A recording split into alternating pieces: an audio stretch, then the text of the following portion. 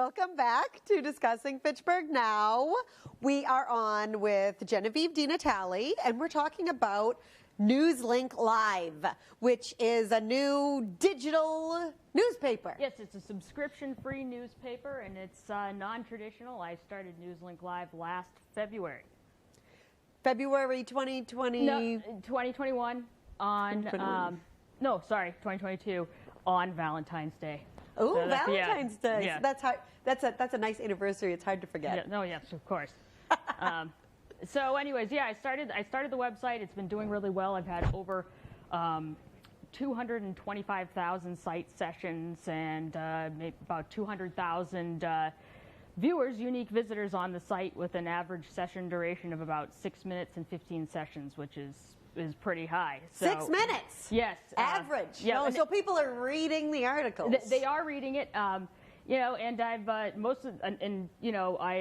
I'm actually a student of Marshall McLuhan, the media theorist from the 1970s, and who said the medium is the message, right? And so where people are reading the news, I found out, is it's actually right on Facebook, in these Facebook local groups. Now, this goes for local news, not necessarily for national news. So I get most of my traffic comes right out of Facebook groups, and the vast majority of people who are reading the site just read the stories right out of Facebook groups. So they read them out of the,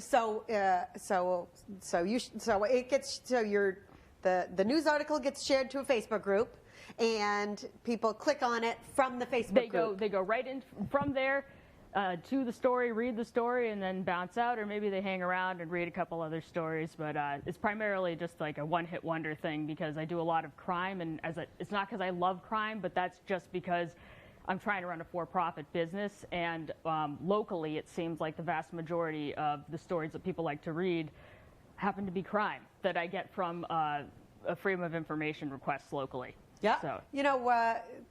It's like negativity just pulls us in, as much as we as humans are like, oh, everything's too negative. Yep. There's too much negativity. If there's a positive post, you're like, hey, yeah, that's nice. Like, what is that? Ugh. Yep. Like, I'm angry. That makes me angry. Let me click on it. It seems like, people don't seem to really necessarily care about their neighbors unless, when a strange husband pops up at the door with a machete, which is a story from Clinton that I wrote in the past few months. Ooh. But, there's a biological reason for all of this. People have a propensity to remember negative things, and it has more of an imprint in your mind than a positive thing, because you don't want to repeat that behavior. So, unfortunately, like negative things have more of an impact on people, and that's why they're drawn to negative news and so on and so forth. It is how we're wired, Yeah. I guess. Unfortunately. Yeah. The last article I read was it was something about a homeless man at the Whitney Field Mall was arrested.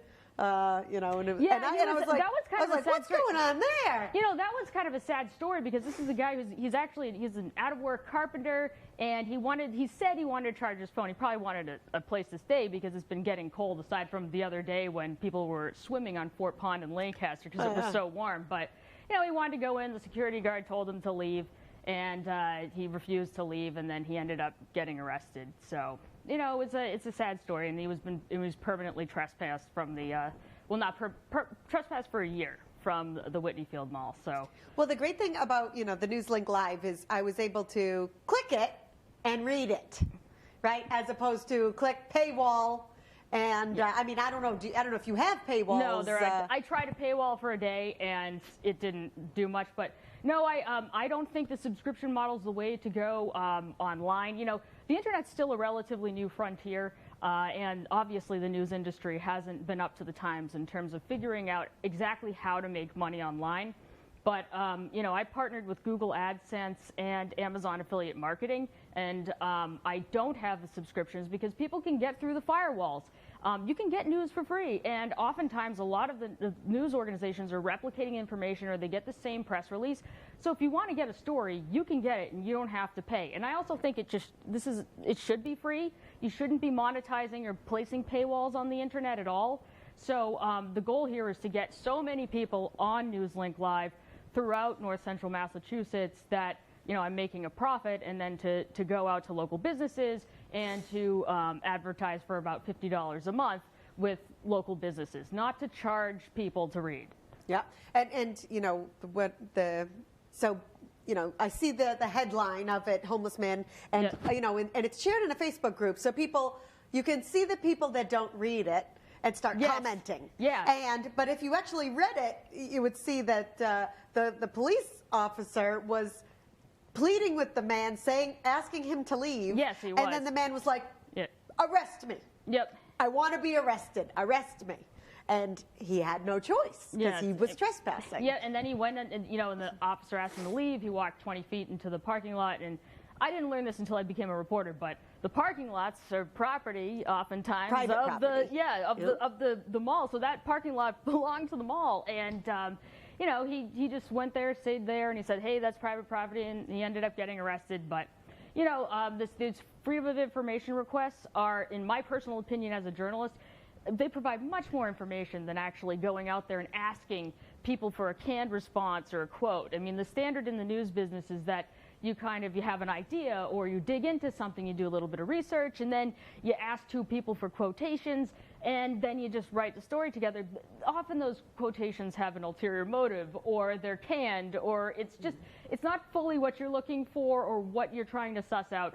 But a Freedom of Information report with these personnel narratives from police, they tell it all in terms of and if you attribute it to the police, this isn't my opinion on anything, it's an attribution to something that's happening locally. Like the crime spree in Fitchburg that the Sentinel Enterprise did not cover, that woman that actually went from one bank to the other bank, stole like $5,000 and then decided to go to Hannaford, where she was arrested, and everyone was reaching out to me and saying, "What happened here? Like, I heard that someone was at the bank," and then the IC Credit Union on Bemis Road post something on their Facebook saying, "Hey, we're all set now, the bank robbery's over." This was not covered locally, but it was like pulling teeth. I read that one too. Yeah, so that one got me. Like, what's going on here? Yep. And here's and it's not just all negative, because this is the newest one from today, right? Yes, I have the writer. So can you just throw this on the main screen? You can see, here's an example where she shares we're jumping the commercial. Live TV. So can we throw this image on the main screen, Caitlin? Ooh, I'm transparent. So here is an example where you share to like a Facebook group, and see, this one is where crime rate in Fitchburg has decreased 41%. Yep, according to the FBI's crime statistics in the past decade, from 2021 to 2011, there's been a 41% drop in crime in Fitchburg. So are people clicking on this article? Unfortunately, no. See, that's the problem. That's the problem. Like, crimes up 100%. Like, click. And Fitchburg does have a bad reputation. I think in part from interviews I've done locally and from local sources I've heard in the 80s, the Sentinel Enterprise did a long, in-depth piece on the opioid crisis as it related to Fitchburg, and that shed negative light on Fitchburg. Also, Fitchburg is kind of it's subarban and urban at the same time. It has these kind of combined so many elements of things going on at once, and there's 27% of the population is minority, and so there's just generalized racism that results from that. But as it turns out, it's an up-and-coming area, and with more business coming in, my second cousin, Steve DiNatale, said that he anticipates that crime's going to decrease because, property crimes and theft increase during recessions. And so he's saying that it would decrease, even though we have this anticipated recession on the horizon, Time will tell. Yeah. So that reminds me, can we put the website for Newslink Live right here? So you can go to the website newslinklive.com, and you can see all the information. You can see the news articles right here. So you go to newslinklive.com, and you can see everything that's happening, and articles get posted. How often do articles get posted? I post a few a day. I try to, and then sometimes I can't. But I just got a new writer, Cole, and he's fantastic. He worked for Morning Joe at NBC in New York and Channel 7 News, and he went to Northeastern and studied journalism. So I've got more stuff going here. If you want to write for me, please reach out. I will work with anyone. So if you're interested in writing something, you want to write an editorial, whatever your political opinion is or what have you, and I'm open-minded, then please reach out to me. There's a response box at the bottom of the page. You can send me requests. You can write for me. A friend can write for me. Whatever you want. Yeah. And so we started this in February of 2022. Yes. And so what are the plans for the news? Well, the plan for the website is to keep moving. It's according to Google Search Console, it's performed 2,000 times better than it's expected online. And at the time, I had it mislabeled because I designed the website myself. So it's doing well. I'd like to get more people on the site. I want more writers. I want more content. I want more diversity of content. I want a health section. We're bringing on a finance writer in I think in a couple months. I want to do food. So I want to dig deep, but I can't do it all myself. This has just been a one-woman show from the get-go, and now I have Cole. So it's, I'm hoping to bring more people on, add more, and then to go local and try to, for $50 a month, try to get businesses to advertise with me and to post it onto the site. So to move forward from there.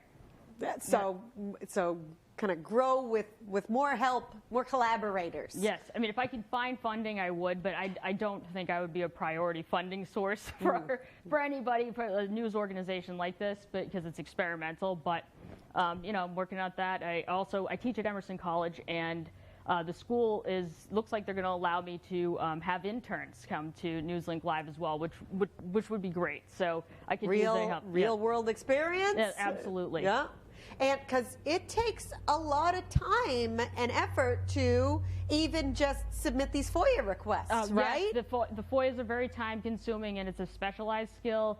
And I was actually trained by the editor of Business Insider on how to do it, and so it's a lot of work. And then if you appeal it, you have to take it to the Secretary of State's office and then write your own legalese on things. So do you find hassle with getting information from FOIA It's very requests? hard.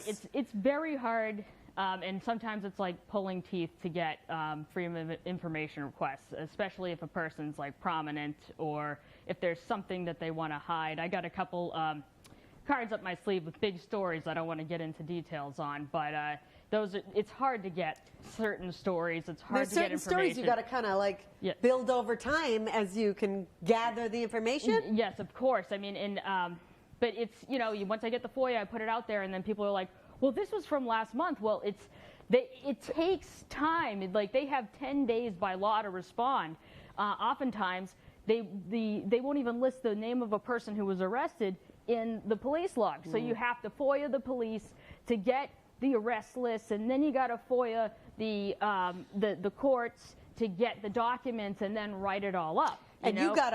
You have to review the police logs to even see something that's maybe an interesting that you want to look into. Yeah, absolutely. So it's a lot of work. But I have disclaimers to explain that stuff at the bottom. It's like, why wasn't this from last week? Now, naturally, I'm on a lot of email lists with, Joe Worley, the Worcester DA's email list. I'm on that. I'm on various other email lists and so on. Like an informative kind of... they send out the press list. Press list. So they send out the press releases. But the press releases often don't include very much information. It's like a prepackaged thing that often is hiding a lot of stuff that you can get out of government documents. So it's primarily, I really think the meat of journalism is learning how to actually dig into these FOIA requests and to do it. And it's an art, and it takes a lot of time. And there's a lot of different things you can pull up with it that I haven't even been able to explore yet. So there's, Caitlin, there's a couple more pictures of the website. Do we have those pulled up? Yeah, like this one. Can we pull this up on the main screen? Now, so here's an example of what I was thinking. Yeah, this photo is such poor quality, but this is probably all they would provide to you, right? It's hard to get the photos. Some of the departments, the police departments, will provide color photos, but I believe the Leominster District Court doesn't actually have a color printer. Okay, because I actually called the Secretary of State's office saying, hey, in my request, I said I would like an electronic color copy of this, and she said, you got to check to see that they have a color printer. I checked with them, and the clerk says, we don't even have one. So that's surprising. And so that feels. It looked like it came from 1845. I can't. People ask me. I put it up. You get a general idea of who this poor guy is. But I mean, that's not what really. I get. Yeah. He could be anyone. But you can see the kind of challenge that journalists face with providing accurate news. Yes, absolutely. Now, here's another one. Can we just throw this up on the main screen? So here's kind of what you would see when you go to NewsLink Live. Yeah. You can see the different. They're labeled by the little crime label, and you can see that you're the author. Right, and then you've got it set up with Leominster News, Fitchburg News, all our local area. I wrote news for SEO purposes, but I kind of got rid of the news. Now it just says Leominster, Fitchburg. I have a Gardner section. I'm going to be adding Lunenburg and so forth. Oh, this is that story you were talking about. Yes, this was a huge story. I mean, this woman, I think she was having mental health problems, but she went to. I forgot the name of the bank. She went to one bank. IC Credit Union? Well, she ended up at the IC Credit Union on Bemis Road, but she started off at one bank and stole a chimney sweep's car, took the van to the IC Credit Union, went in there and wrote on a deposit slip, "Give me your money, no die packs, no funny stuff," and she handed it to the girl there, and they gave her like $5,000. And so she moseyed on out, and she was doing this while wearing a shirt that had a bear on it, and it said "Papa" in cap letters, cap locks. Very recognizable. Yeah, and an eye patch. And then she went off to the Shaws it was the Hannaford, I believe, in the Kmart Plaza right on the Fitchburg-Leominster line where the Planet Fitness is. And she went there, and she had a bag of money, and she was walking through, and then the cops intercepted her there. There's more in the story if you want to hear it, but this happened, and the Sentinel Enterprise didn't cover it. I had so many people asking me about this that it was like, this should be known. Fascinating. Yeah. And you can learn more about all this kind of news at NewsLinkLive.com. Coming up in the future, coming up every day, there's a few articles posted. Yes. Is there anything else that we forgot to mention? No, you can subscribe. It's free for updates. Oh, you can put your email and get put your email updates? In. You don't have to give out all your info, and no need to put your credit card info there. I also have a dating and relationship section. Oh, yeah. As you can see here, there's no bias in those articles I write, but like 80% of my readers are men for whatever reason, even though I consider myself a feminist, because they like to hear the woman's perspective on what's going on with dating. And I largely write these for to have an evergreen story for Google, so that I can get Google search results popping up for this kind of story, because people just can't seem to get enough of these. So, yeah. I didn't click on it, but I was thinking about it. All right. So one last time, did we put that website? Did I see that right on the screen? NewsLinkLive.com. And Genevieve DiNatale, thanks so much for coming on. Thank you for having me. All right. And thank you for watching. We are going to take another short break, and then we're going to be here with the team from St. Joseph's Church talking about the St. Joseph's Church Christmas Fair that happens every year, but this year it's Saturday, December 3rd. So stick around.